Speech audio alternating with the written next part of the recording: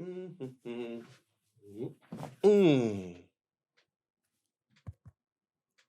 Is this thing on?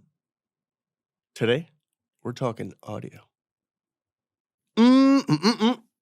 So good to be seen, and it's even better to see you. What's going on? Welcome back to yet another video. In case we are meeting for the first time, put it right there. My name is Francis, After Shoot Ambassador and Destination Wedding Photographer. And if you actually went like this on your side of this screen, you're awesome. Today, we are talking about audio because, as you know, audio trumps video any day of the week, especially if it's being shot on a 1997 Sony handheld camera. You'd still be watching because the audio coming from this microphone, which is what I will be talking about, is nice and crispy. So without further ado, we're going to be hopping into the very first microphone that I use for this content creation. I hope that you are enjoying, as well as my business, photography and videography. So without further ado, number one on my list is this little guy I picked up recently from Rode. This is the VideoMic Me. Now, in case you're wondering why I picked this up, this is actually a very tiny microphone that is USB-C compatible.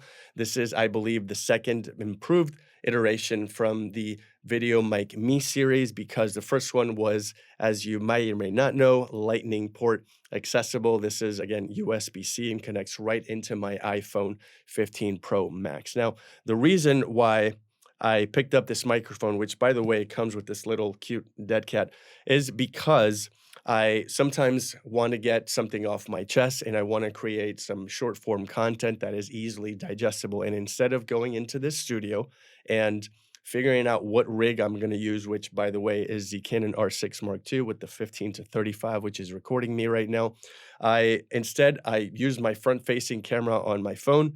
I choose to put the aperture at f2 or 1.4 and honestly just get anything off my chest that I want to talk about, make a quick YouTube short or something for TikTok, and vertical reels everywhere on Instagram. And so this microphone is perfect for me because you literally just plug it right into your accessibility. And if you're outside, you definitely want to put this on. This is coming in at I want to say $79. This is a no-brainer for me. I can literally just plug this and play everywhere I go. Perfect for run-and-gun setups. And if you have not yet purchased your first DSLR or mirrorless and you're still a phone content creator, this is a no-brainer for you. Again, this will be linked down below if you want to pick one up, as well as any of the mics that I will be talking about in this video. Microphone number two on my list, which I literally just picked up a week ago so I can vlog at Imaging USA in Louisville, Kentucky, is none other than yet another Rode, but this one happens to be the Rode Wireless Go 2. Now, this was a classic back in the Casey Neistat vlogging is everything days because of the fact that it was so sharp and nice quality audio, and it was all the rage when it was, everybody was vlogging. So I picked this one up to literally also vlog in Louisville, Kentucky at Imaging USA.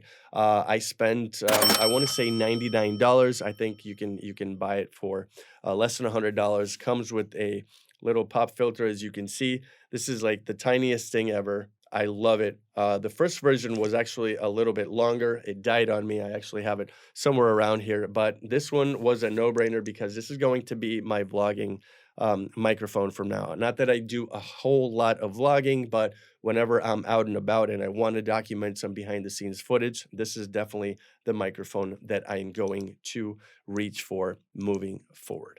In case you haven't had enough of Rode, I also have a third microphone that I use from that company, and it's none other than this set right here. This is the Rode Wireless Go 2 second generation. They're still alive and kicking. I believe the new versions came out not too long ago, which are all the rage, have 32-bit float and all that good stuff. But honestly, I see no reason to upgrade at this time because these have excellent build quality, excellent sound quality, and these are my go-to when I am documenting. I want to say something like voiceover. I hear the kids are using these to actually handhold in videos nowadays and also make some content with them. But I specifically picked these up for those intimate moments in my weddings where I just honestly use the mag clip in the back, which is sort of like a magnet, and I strap these on to my brides and my grooms to get those intimate moments moments where they're speaking to each other ever so subtly, exchanging vows at the altar or at the archway, as well as, rig everyone up that I need voiceovers from, like speeches at weddings and the efficient pronouncing now husband and wife and things of that nature. So these are my go-tos. Again, they're still alive and kicking. I see no reason to upgrade at this time until they, obviously die on me. But I don't see that happening anytime soon. They are rugged. They come in a nice little case with all the cables, all the bells and whistles. So this is definitely a really good investment. I think Amazon is keeping them right now at about 250 to 255. Again, links to these will be down in the description if you want to pick one up for yourself.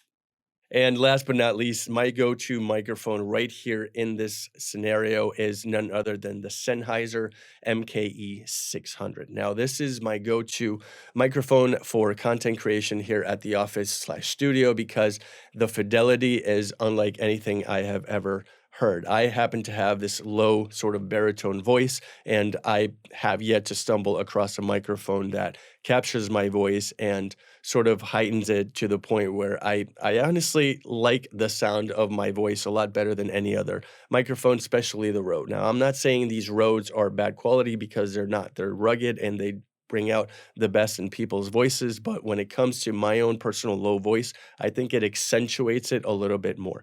Now, this one is a more expensive microphone. The investment is going to be upwards of $300, but if you want the utmost quality with the least amount of ambient noise, which is what you've been listening throughout this whole video, then look none other than the Sennheiser MKE 600. Sometimes I have it as a tabletop mic. Sometimes I boom it right out of frame, as you can see here, or I should say you can't see here, with my friction arm, and it's just otherworldly.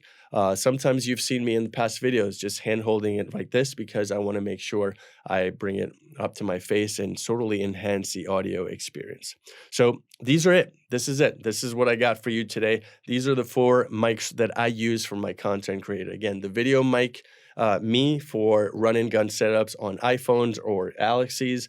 I have the wireless go-tos for rigging people up throughout my weddings and stuff like that. The go-to is going to be my vlogging setup whenever it is that I feel as though I want to document some behind the scenes or literally just vlog. And then, of course, the Sennheiser MKE 600 for my studio and my voiceover work. So there you have it. That's what I got for you. Audio is utmost important when it comes to content creation, and I hope this has been a huge help. If you like this video, stick that thumb you know where. And if you want to see more gear reviews like this one, which happens from time to time, stick around by subscribing because I'd love to have you. My name is Francis. It's been a pleasure. I hope to see you next time, and take care of yourself. It's a crazy world out there. Very crazy.